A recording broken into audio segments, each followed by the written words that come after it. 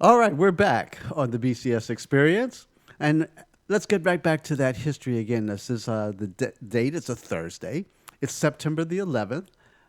It's 1851. You see, on this date in 1851, the Christiana resistance occurred. Now, that was a race riot that was the first recorded open resistance to the 1850 fugitive slave law. You may recall that fugitive slave law. That's the same slave law that arrested Solomon Burkess, who was the instrumental in 12 Years a Slave. Anyway, this group of slaves revolted. A group of blacks routed a band of slave catchers attempting to re enslave and escape slaves in Christiana, Pennsylvania. Now, this incident happened at the home of William Parker, an escaped slave. One white was killed and one wounded. Afterwards, there was a great public outcry from both North and South. Frederick Douglass viewed at Christiana as having a special moral and political significance because the event was evidence of black strength, violent resistance, and African American courage and determination were exhibited on a national stage through this event. Southern editors expressed anger and shock. Both positions, the intense opinion about slavery in American in the years prior to the Civil War. Wow, the Christiana slave revolt. See, they don't teach you about that, folks. They'll tell you about all the other incidences and upheavals and riots and things, but they won't tell you about our freedom involvement trying to escape slavery. Well, get ready for that film that's coming out this month involving the Nat Turner revolt. It's called Birth of a Nation. You're going to want to check this one out. Anyway, all right, let's get back to some more of this amazing history, these heroes and sheroes that we need to know their names. All right, the date, it's a Saturday. It's September the 13th, and the year is 1856. You see, Maria Louise Baldwin, a black teacher, was born on this date in 1856.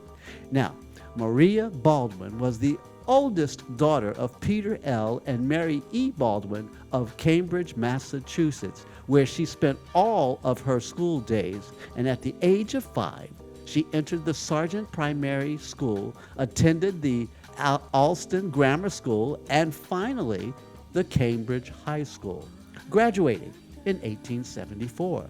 She entered the training school for teachers in that same city and graduated from there in 1 year later. Her first teaching experience was in Charleston, Maryland, where she did excellent work for 2 years. Now, in 1881, she was appointed as teacher of primary grades in the public schools of Cambridge. In 1889, after teaching in all the grades from the first to the seventh, Baldwin was made principal of the Agassiz School, and she hesitated about accepting this position for a long time. Her native modesty making her feel she was not worthy to step into the place held by so fine a person as her predecessor. But upon being urged, she decided to take it on condition that if at the end of a certain time the Board of Education was not satisfied with her, or she was satisfied that she was not the one for the place, she would return to her former position. Well, she remained principal for 4 years. I guess they were both satisfied. In April 1916, when the school was torn down and a new building was erected at a cost of $60,000, school, one of but 2 women masters in the city of Cambridge. Baldwin remained master for 40 years. The school, including all grades from the kindergarten to the 8th, was one of the best in the city and attended by children of professors and Cambridge families. The 12 teachers under Baldwin and the 500 pupils were all white. That's right, you heard it. Baldwin was always a student. She took many courses from professors at Harvard and other colleges. She was a great reader, both intensive and extensive, and her fine library was an example of her range. Maria Baldwin died on January the 9th, 1922. In 1916, Agassiz School building was torn down in 1993. And in 1995, a new Agassiz School building was dedicated. On February 12th, 2004, the school was officially renamed the Maria L. Baldwin School. Wow, what an amazing story. And you never heard that name before. All right, listen, I want to hear from you. Come on, let's connect some more dots and make sense out of all of this. Call me, 347-884-9839. All right, do we have to take a break here, Mel? Or we keep by?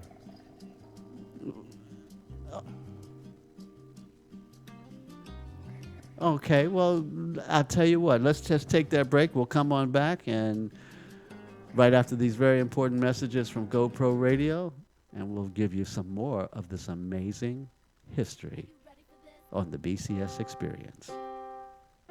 Yeah. You're listening to content developed by the GoPro Radio Network, the fastest growing network in the galaxy. GoPro Radio Network. Listen to the voices in your head. We are an amazing people. Rooted in Africa, the cradle of human civilization. Descendant of the awesome men and women who made a way out of no way. People steeped in the values of truth, justice, respect, harmony, balance, reciprocity, and order. But 400 years of enslavement, Jim Crow, and racism, fueled by the lie of black inferiority, have taken their toll. The result? Too much pain, too much hurt, too much loss. We owe our ancestors, ourselves, and our children so much more than this. Join the movement for emotional emancipation, healing, and wellness for Black people. Go to communityhealingnet.org and take the pledge to defy the lie and embrace the truth. That's communityhealingnet.org. Our children and our ancestors are waiting. The views and opinions expressed on GoPro Radio Network shows are solely those of the speakers and are not necessarily the views or opinions of GoPro Radio Network, Inc. or its affiliates. These broadcasts are provided on the understanding that they do not constitute professional advice or services. Individuals who speak on these broadcasts express their own opinions, experiences, and conclusions. GoPro Radio Networks and its affiliates do not necessarily endorse or oppose any particular opinion or conclusion discussed in these broadcasts. You may not edit or modify or redistribute these broadcasts in any way without the express permission from GoPro Radio, LLC. GoPro Radio assumes no liability for any of your activities in connection with our broadcast or for your use of these broadcasts in connection with your website, computer, smartphone, tablet, iPad, or future listening devices. GoPro Radio Network. Listen to the voices in your head. You're listening to content developed by the GoPro Radio Network, the fastest growing network in the galaxy. GoPro Radio Network. Listen to the voices in your head.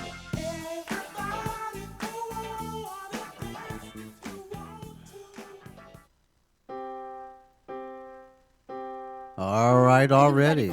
Yeah, are you ready for this? I am so ready for this. Come on, let's get right back to that history again. All right, we're on the BCS Experience. We're doing history, more history, talking about the heroes and sheroes, names that you don't know. You know why? Because they're not teaching it to you. That's why my show is so critically important. This is the new Underground Railroad Express. You can come here to the BCS Experience and learn about our rich cultural and ancestral history. Know these heroes and sheroes. They're the ones who paved the way for us to have what we have today. We need to honor them and give them the praise that they deserve. All right, being remembered, here we go. Back into the history again. The date is Tuesday. It's September the 11th, and the year is 1866. You see, Charles W. Scrutcheon was born on this date in 1866. He was an African American lawyer. Scrutcheon was born in Richmond, Virginia, to Barbara Graffine and William Scrutcheon. The family moved to Georgia when he was 10 years old and moved again when he was a teenager to Spokane, Washington, where he graduated from high school. Now, in 1890, Scrutcheon got his undergraduate degree, which he accomplished in 3 years from the University of Washington.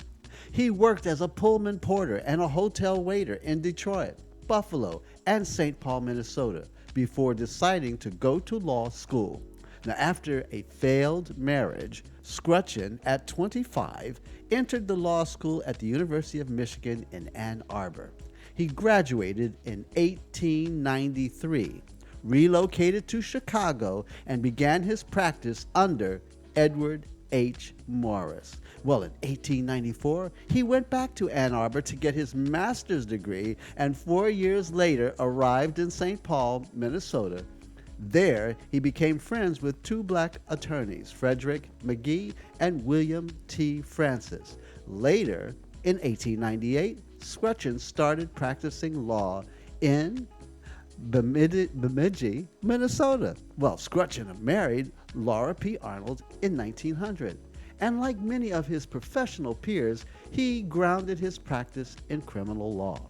Well, during his first year, he won an acquittal for a man charged with stealing 10 tons of hay. Wow. One of his most dramatic cases was his representation of William Miller, one of the 11 accused black American circus workers who were charged with the rape of a white woman in Duluth. 3 of Miller's fellow workers were hanged in what has come to be known as the Duluth lynching. This happened on the night of June the 14th, 1920, by a white mob of 5,000. Scrutcheon got an acquittal for Miller that resulted in the dismissal of the charges against the other defendants. A successful lawyer, his practice allowed him to purchase 2 homes and an office building in Bemidji. He was a Republican, a Unitarian, a Mason, and a member of Odd Fellows. Charles W. Scrutcheon died of dropsy, apoplexy on July 14, 1930, in Beltrami County, Minnesota. Wow, what an amazing story of a successful attorney. Lynchings back in the day, folks, and it always was about the rape of a white woman. Really? Come on. All right, let's get back to some more of this amazing history. The date, it's a Saturday. The year, well, it's September the 8th, and the year is 1877. You see, black towns, that's right, African American towns in the United States are featured on this date's registry, and all African American settlements in the United States have such a rich history. Though residential segregation is often considered one of the more harmful effects of racism in the United States, some African Americans in the 19th century chose to form their own racially separate communities. Unlike the ghettos and rural enclaves where many blacks at the time were forced to live, black towns were established to promote economic independence, self-government, and social equality for African Americans.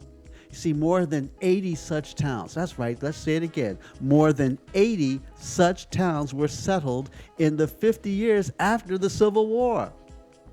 This particular article discusses only a few of these towns. Some towns, such as New Philadelphia, Illinois, were formed even before the Civil War, but it was not until after the emancipation that the population of free blacks was large enough to supply settlers for the new towns. The first great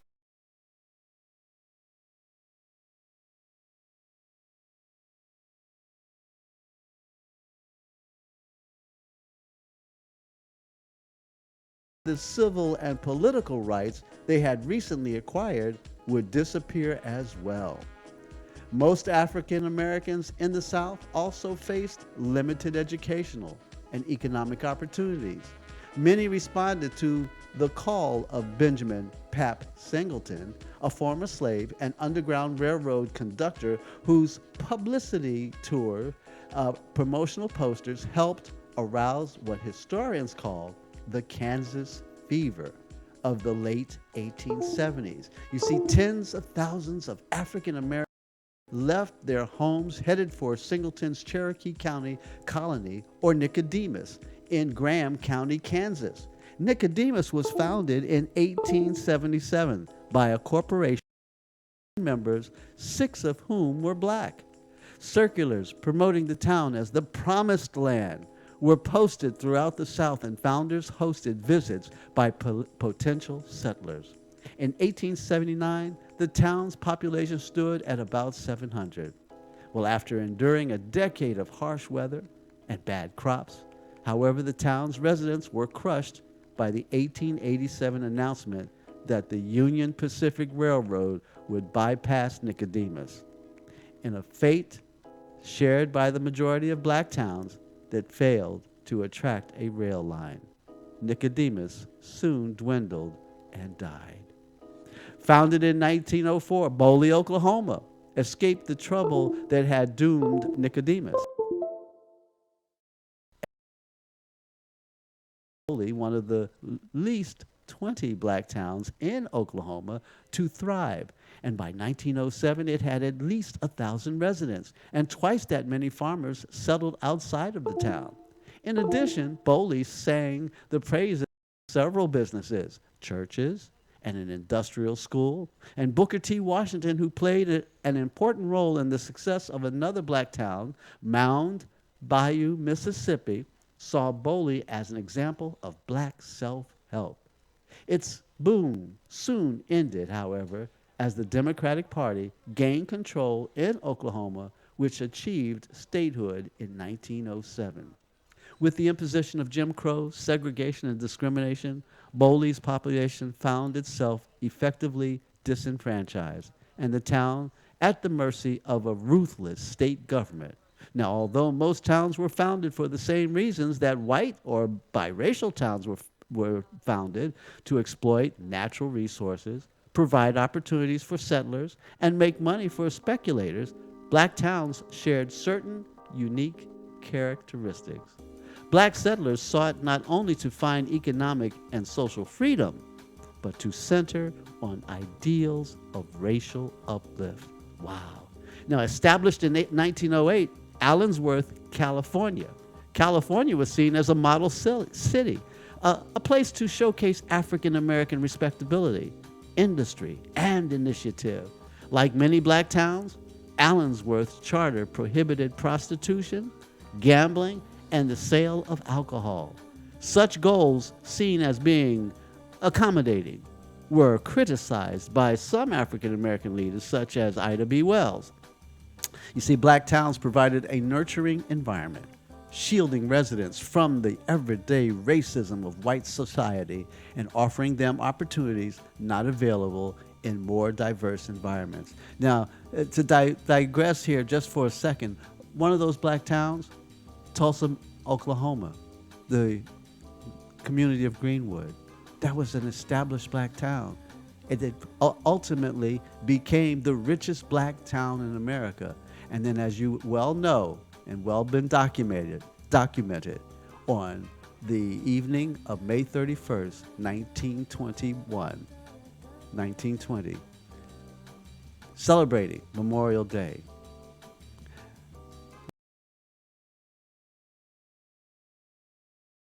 white woman molested, which did not happen, created a situation in which the white folks of Tulsa, Oklahoma, destroyed the entire black community of Greenwood. 10,000 black folks lived there. The richest black town in America, the Black Wall Street, destroyed by whites who just went wilding. They dropped bombs on these people, folks.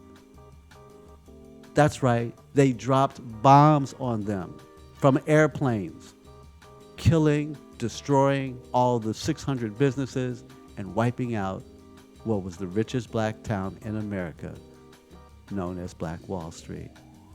You see, you don't know about these stories, but we'll talk about 911 and the destruction of the Twin Towers, which palled to insignificance to a story like what happened in Tulsa, Oklahoma. You got to know your history, my people. All right, let's continue. I want to hear from you. You want to connect? Let's connect some more dots out of this all. Let's talk. Call me, 347-884-9839. All right, the date, it's a Monday. It's September the 13th. The year is 1886. You see, this date in 1886 marks the origin of Princess Anne Academy. Now, this was one of the schools for blacks that paved the way towards America's many historically black colleges and universities. Now, it was founded as the Delaware Conference Academy, and it can be found in Princess Anne in the Eastern Shore of Maryland. Now, this school was organized by Morgan College. Records show that 37 students were enrolled by the end of the year, and later about 200 pupils were enrolled. And for lack of room, it was necessary to turn away more pupils than were received. In connection with the standard elementary and secondary schools of the schools, a special emphasis was put on industrial education. The state of Maryland, in operating its land grant program at the Maryland Agricultural College at College Park, to which African Americans were not admitted as students, that same school was later known as the University of Maryland, sought to provide a land grant program for African Americans and assumed control of the Princess Anne Academy, renaming it Eastern Shore Branch of Maryland Agricultural College. The arrangement was effected in 1919. Now, in 1926, the college passed into complete control and ownership of the state, and the University of Maryland was designated as the administrative agency. In 1948, the Eastern Shore Branch of the University of Maryland, popularly known as Princess Anne College, became officially Maryland State College, a division of the University of Maryland. And in 1970, Maryland State College became the University of Maryland Eastern Shore. With the strong support of the Maryland Board of Regents, Systems Administration, and the faculty, University of Maryland Eastern Shore has developed an academic program above and perhaps more impressive than any other higher educational institution of its size in the state. Today, the university offers more programs leading to the Bachelor of Arts and Bachelor of Science degrees in 26 disciplines in the arts and sciences, professional studies, and agricultural sciences. Well, in addition, University of Maryland Eastern Shore presents 13 teaching degree programs and 8 pre-professional programs, as well as an honors program designed in the cooperation with the University of Maryland at Baltimore to prepare students for professional school study. The campus encompasses over 600 acres, 28 major buildings, and 41 other units. Many students arrive from neighboring major cities, including Baltimore, which is only 119 miles away, Washington, D.C., which is 133 miles away, Philadelphia, 139 miles away, and even Richmond, Virginia, 180 miles, and of course, New York City, which is 230 miles away. The newest program on the University of Maryland Eastern Shore campus also look toward current and future needs of the Eastern Shore. Airway science, law enforcement, and rehabilitation services have all been recently added to the university's curriculum. Wow, one of our 96 HBCUs thriving well, the University of Maryland Eastern Shore. All got started from the Princess Anne Academy. Gotta know your history, my people. You see, these are not just anomalies. These are the stories that have succeeded in our community, which has given us the reasons and the rights and the strength to continue to keep moving forward. All right, we're going to keep moving forward right here on the BCS Experience. That next piece of history, oh, this is an important piece. The date, it's a Monday. It's September the 13th, and the year is 1886. You see, on this date marks the birth of Alain Locke in 86. He was an African-American philosopher, an intellectual, and an educator, and credited with defining the Harlem Renaissance. That's right. Born into Philadelphia's black elite, Alain Leroy Locke was the only child of an established free black family. By high school, he was an accomplished pianist and violinist. In 1907, Locke received a Bachelor of Arts in Philosophy, magna cum laude from Harvard University. That's right. That same year, Locke was the first African American to be awarded a Rhodes Scholarship, which he used to further his study of philosophy at Oxford University and the University of Berlin. Locke returned to the United States in 1911 and in 1912 joined the faculty of Howard University as a professor of philosophy and of English, a position he held for the rest of his life. Alain Locke has been called one of the most important philosophical thinkers of his day. His best remembered accomplishments come from his scholarship on literature and art. And in 1923, Locke was contributing essays on a range of subjects to the Journal of the National Urban League. These gained him even wider prominence, and in 1925, he edited the March issue of the Survey Graphic, a national sociology magazine. Now, this special issue was devoted entirely to race, and Locke turned it into a showpiece for the gifted young African American writers, then gathering in Harlem, New York City. The issue was an outstanding success. Locke expanded it into a book and included poetry, fiction, essays, and artwork. The book was widely interpreted as a resounding rebuttal to the argument that African Americans were not capable of great literature and art. Like many black intellectuals of his day, Locke was intrigued by the question of just how much influence Africa had on African American culture. Well, as a result, Locke became a leading critic and collector of both African and African American art. Locke also became a scholar on black folk music and also was among the earliest critics to argue for African American music's importance to the American music as a whole. He established the Association in Negro Folk Education, which published scholarly books on African American subjects geared towards adults.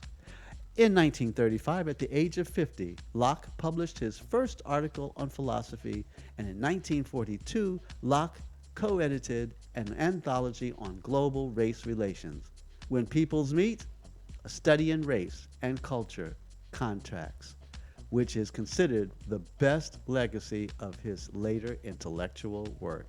He planned on even larger volume entirely on African American cultural identity, but unfortunately, he died from complications from heart disease in June 1954. Locke made a career of thinking about black culture in innovative ways, and the process, he became one of the most important black intellectual leaders of the 20th century, Alain Locke. Wow. They don't teach you this one in school. I know. It's a shame. And you think we didn't have intellectuals. Alain Locke was one of the best.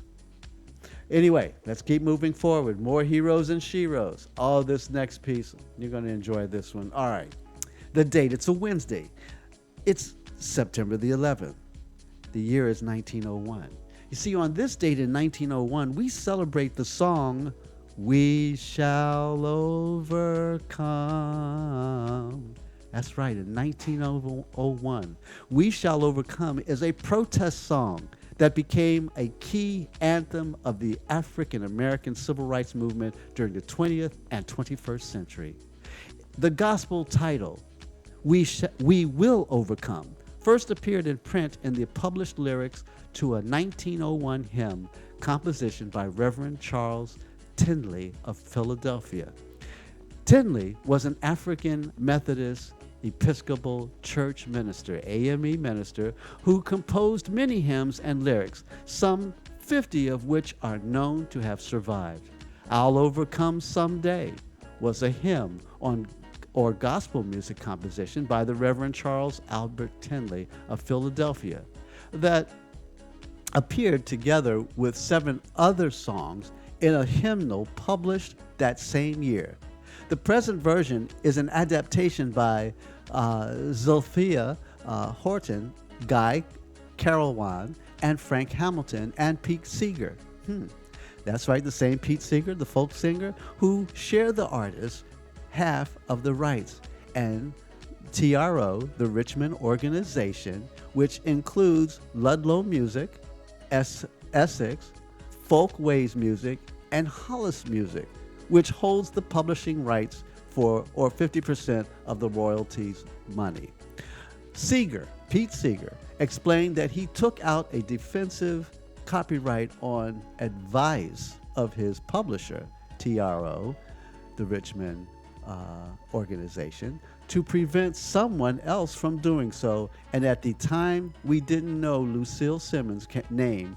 All royalties go to the We Shall Overcome Fund, administered by Highlander, under the trusteeship of writers, that is, the holders of the writer's share of the copyright, who strictly speaking are the arrangers and adapters. Such funds are used to give small grants for cultural expression involving African American organizing in the American South. The lyrics came from a gospel composition by Reverend Charles Tindley. The song, We Shall Overcome, was published in 1947 as We Will Overcome in the People's Songs Bulletin, a publication of People's Songs. Pete Seeger was the director. Now, it appeared in the bulletin as a contribution with an introduction by Zilphia Horton, then music director at the Hightower Folk School of Monteagle, Tennessee, a school that actually trained union organizers. It was her favorite song, and she taught it to Pete Seeger, who included it in his, as did many other activist singers. The song became associated with the civil rights movement around 1959, when Guy Carawan stepped in as song leader at Highlander, and the school was the focus of student nonviolent activism, and it became the movement's unofficial anthem.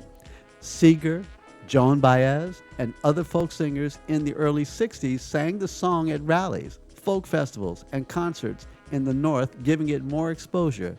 And since its rise to prominence, the song and songs based on it have been used in a variety of protests worldwide. Now, African American Registry chose this date because it was on September the 11th in 2013, following review and analysis of evidence, testimony, and documentation. The Cincinnati, Ohio City Council passed a symbolic resolution affirming Louise Shropshire's If My Jesus Wills as the source from which We Shall Overcome was derived. And on October the 2nd, 2014, she was inducted into the Ohio Civil Rights Hall of Fame for her contributions to the African American civil rights movement. They cited her as the original author of We Shall Overcome as the reason for the induction, as well as her close association and support of Reverend Dr. Martin Luther King Jr. and Reverend Fred Shuttlesworth. Now, for those of you who are not aware, during the civil rights movement of the 60s, for which I participated, I worked with the Southern Christian Leadership Conference. My dear friends were and still are John Lewis and Hosea Williams' daughter, Elizabeth, C.T. Vivian, Wyatt T. Walker, Julian Bond. All these were people that I knew and personally worked with. And the reasons why songs were sung during the protest movement and picket lines. You have to understand, we just weren't singing these songs to have a kumbaya moment. Singing the songs helped those who were in the picket lines, sitting in the protests at the lounge counters. The songs helped us to stay focused on the primary source of reasons why we were there. Social nonviolence, political, civic, social nonviolence, and singing the song, "We shall overcome," became a rallying point. Other songs like, "I woke up this morning with my mind set on freedom. I woke up this morning with my mind set on freedom." These were the songs that helped lead the civil rights movement and giving us the strength and the courage from a spiritual point of view to stand in the face of the hatred and bigotry of racism in this country. And it succeeded, my people. It succeeded. We still use this song today, 2016. So we give honor to those heroes and sheroes, both black and white, because it was a song that helped foment the civil rights movement of the 20th and 21st century. All right, we keep moving forward. We've got a few more history notes here. We're going to try to get this to the end. All right. Oh, my goodness. This next one is a serious icon. The date, it's a Wednesday. It's September the 8th in 1954. Ruby Bridges was born on this date in 1954. She is an African-American activist. Bridges was born in a little cabin around Tylerton, Mississippi, to a very poor family. You see, her father, Alban, and mother, Lucille, were determined to get her daughter an education and take a stand. And because of their forthright and courageous actions, her father was fired from his job. And her grandparents were forced to leave a farm where they had been sharecroppers for 25 years. Ruby Bridges did not know what it meant and wondered why white adults were trying to keep her from an education. Through it all, her parents walked beside her to the school, holding her hand, knowing how this would benefit their children and children in the future. And although many consider Bridges a hero, a shero, for her, the real heroes are her parents. She clearly remembers the white federal marshals with hands around their arms, escorting her the day from her car and into the building. It was Ruby's first day as a first grader at William Frantz School. She spent most of the day in the principal's office, and when she entered her new classroom, there were no students, and she thought that she was early. What had really happened was the white parents had taken their children out of the school that day. The pain that a 6-year-old Ruby experienced 37 years ago, she still feels as a grown-up.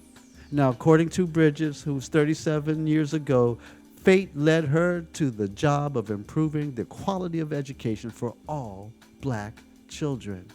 Bridges reaches out to parents and encourages them to take an active part in their children's education. And she tries to make them understand that education has no limitations.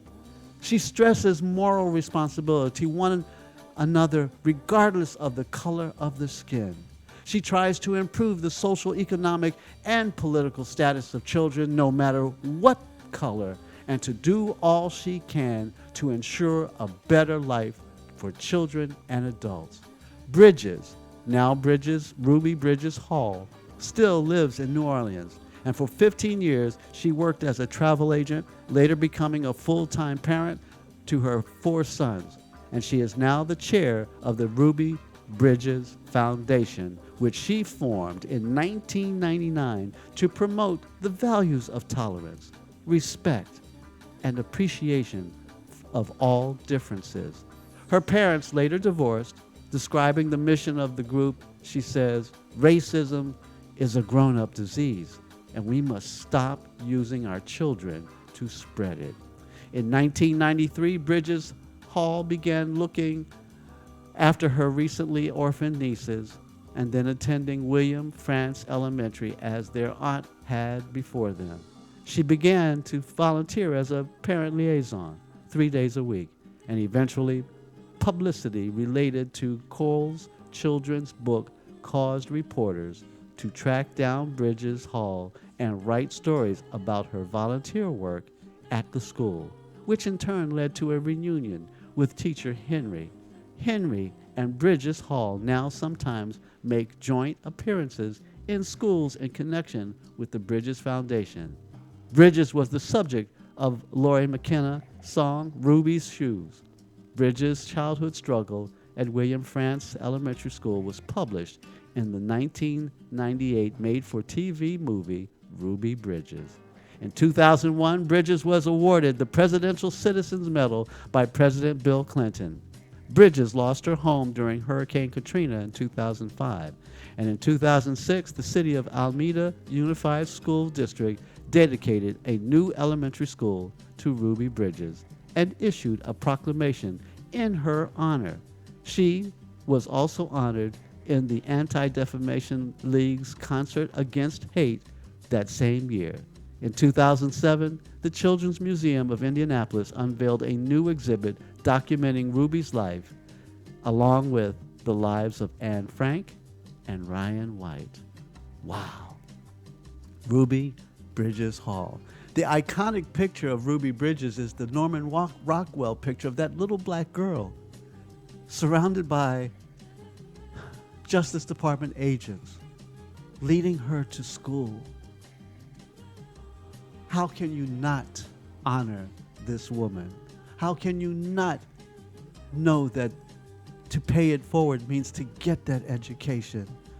These are the heroes and the sheroes who put their lives on the line.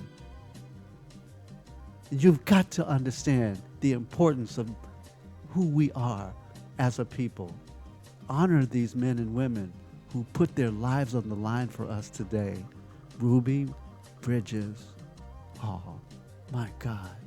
Thank you, Ruby. You touched our lives. You continue to touch our lives. You continue to give us the strength and the courage to keep moving forward. All right, let's keep moving forward. I got a couple of more here before we close out. The date, it's a Wednesday. It's September the 13th, and the year is 2000. You see, on this date in 2000, Selma, Alabama, black businessman James Perkins defeated white incumbents Joe Smitherman for mayor. Smitherman, a former segregationist, was first elected before, yes, right, the bloody Civil Rights March. You know it as crossing this Edmund Pettus Bridge in 1965. Well, Perkins became the first African-American mayor of that pivotal southern city, a focal point of the civil rights movement. Perkins received 6,326 votes, which was 57% of the vote in the nonpartisan runoff, which featured a heavy turnout. Smitherman had 4,854 votes, only 43%. Thank you. You see, we did overcome. We continue to overcome. And we celebrate this African American who became the first black mayor of Selma, Alabama.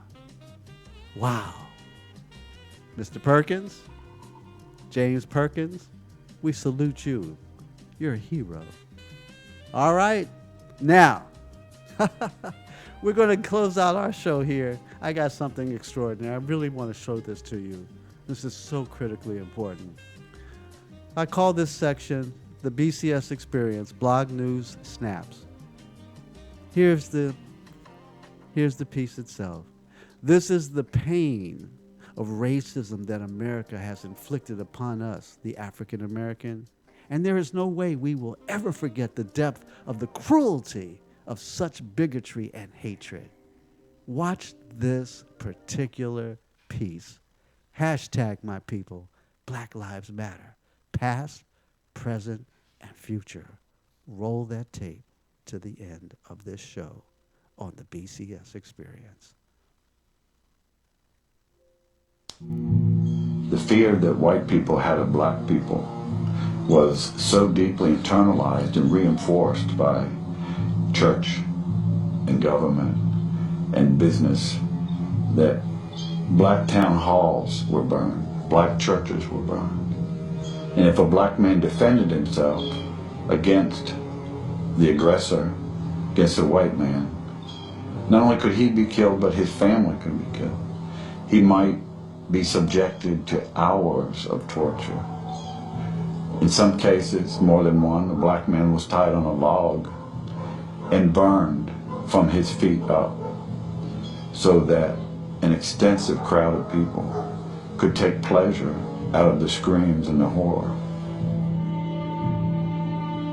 At his home near Savannah, Georgia, James Allen has collected a photographic record of racial violence in the South. For the past 20 years, he's found horrifying pictures in the family albums of ordinary Southern homes. Many are postcards that were mass-produced as souvenirs.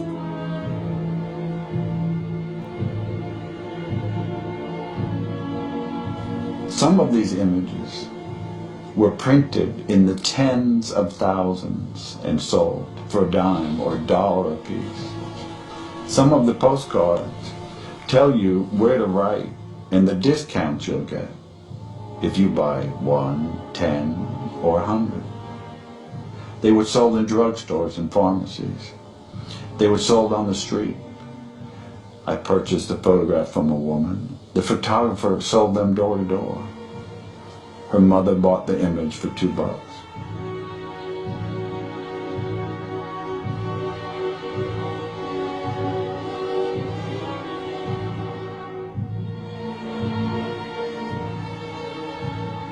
A murder that is of particular interest to me was of a 17-year-old boy by the name of Jess Washington in Waco, Texas, in 1916.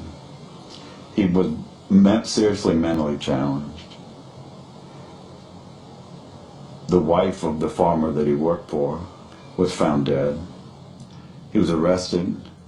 He was brought to trial. The trial took from 10 until 12.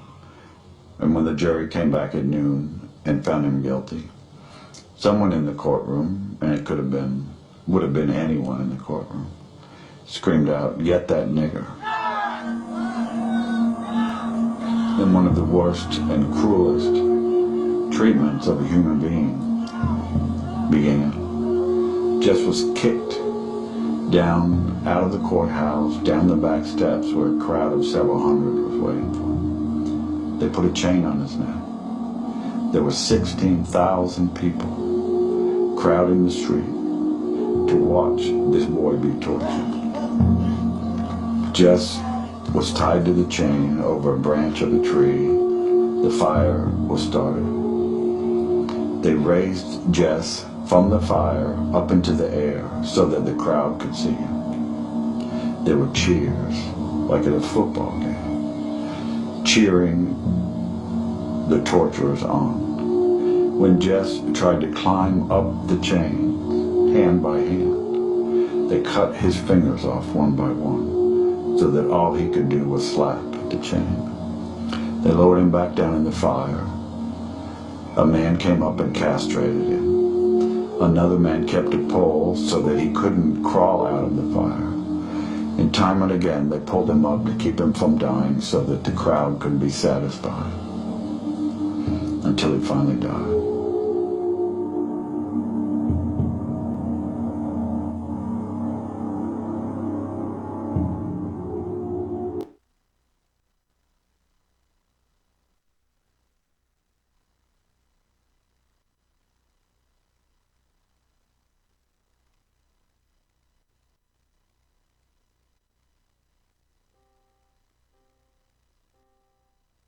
Are you ready for this? Yeah. Come on.